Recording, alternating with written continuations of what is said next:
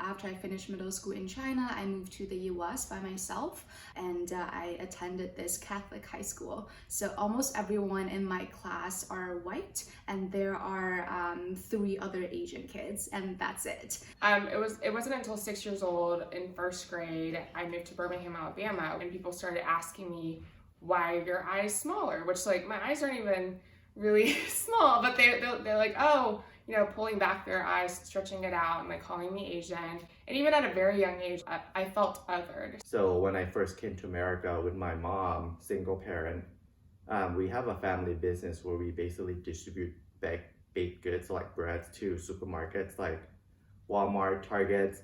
A shopper approached me and asked me for help, respectfully declined, saying I don't work here. And then I remember the man just, threw out racism at me.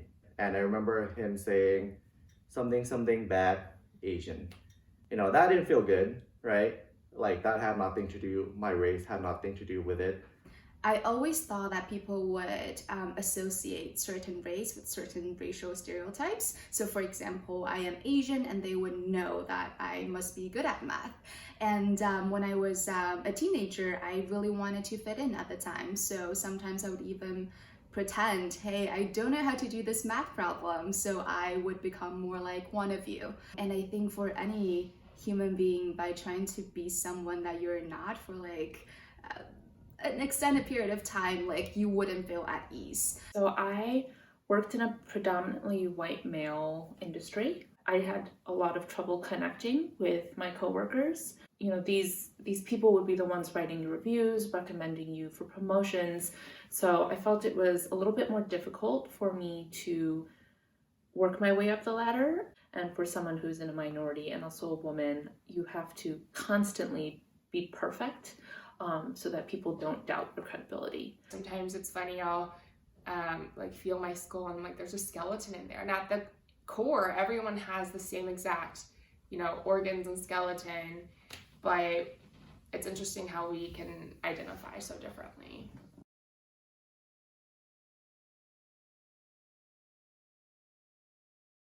In the media, a lot of these hate crimes that are being portrayed, when you think about the circumstances in which they happened, they were senseless and random and completely unprovoked. And so it makes me wonder, like, what about the safety of my parents or safety of me?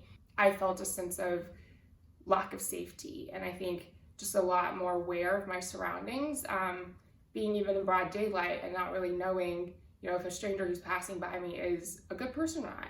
It seems like a lot of the Asian elders are being targeted, and that just breaks my heart, right?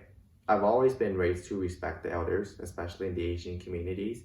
It just seems so cowardly, right, to target such harmless and defenseless individuals. I want to go back to a place where maybe even I'm naive and like walking around and feeling safe. I think that's something that I yearn for, that I used to have.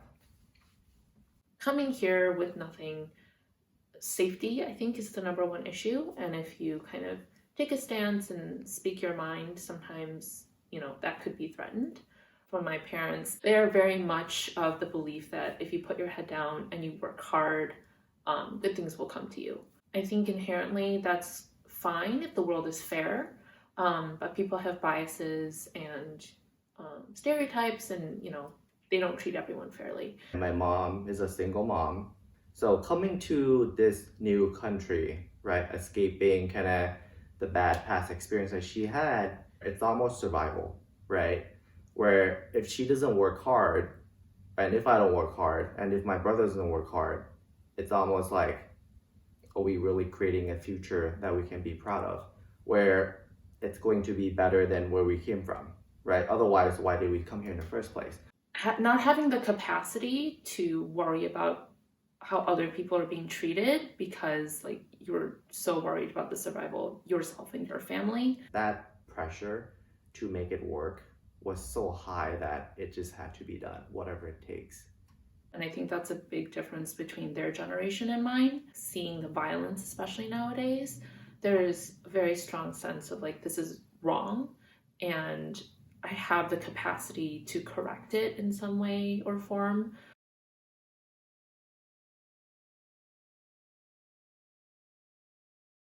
I would say probably over the course of my life, when it's come to racism or jokes about Asians and Asian Americans, it's rare that you'll see an ally. People usually, say that your problems are not as significant as others. So laughing at your expense is fine because you have it so good. My mom also taught us to be resilient. If there's sort of any issues or hate that's directed towards you, just put up with it. So with that kind of mindset, I never really expected anyone to step up and help me or help, people within my community. It would be good, to have people step up for us and help us in our initiatives and really just help defend who we are and, against any sort of any negativity. Kellogg really has an opportunity to be a leader in this space and be the first to really, make a statement and say that something isn't okay and not just wait until everybody else is doing it. I joined this bystander training. I kept thinking, if I'm one of the bystanders, is there anything that I could do? Because I know I would feel really frustrated if I really wanted to do something, but I don't know what's the right way to handle the situation. The facilitator was asking everyone, why are you here? And then so many responses started pouring in, and a lot of them are, oh, I am not Asian, but I want to be a better ally to the Asian community. I felt unsafe as a woman and as an Asian American woman walking home late at night. When I was leaving an apartment building, I ran into a classmate who I've talked to a couple of times, but we're not close friends by any means. And I mentioned my feeling of lack of safety, and he offered to stay on the phone with me until I got home. And I think that just shows, it's one instance, but kind of what Kellogg embodies in terms of watching out for each other and making sure we all belong.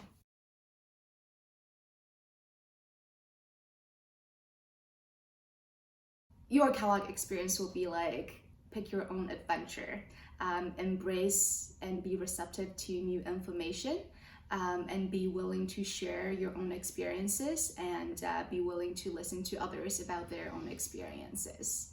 There are assumptions that are out there about, your culture, other people's culture. I have them myself. And so it's just about remaining open-minded and not getting defensive about anything. Explain first before placing any blame. My advice would be to come in and be inclusive of everyone and know that there's so much to learn from and so much growth to be had.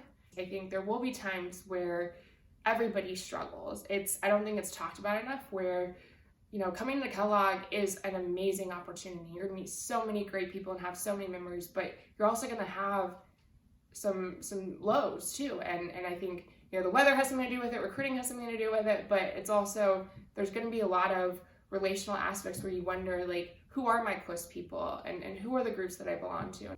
Be who you are and they will accept you for who you are.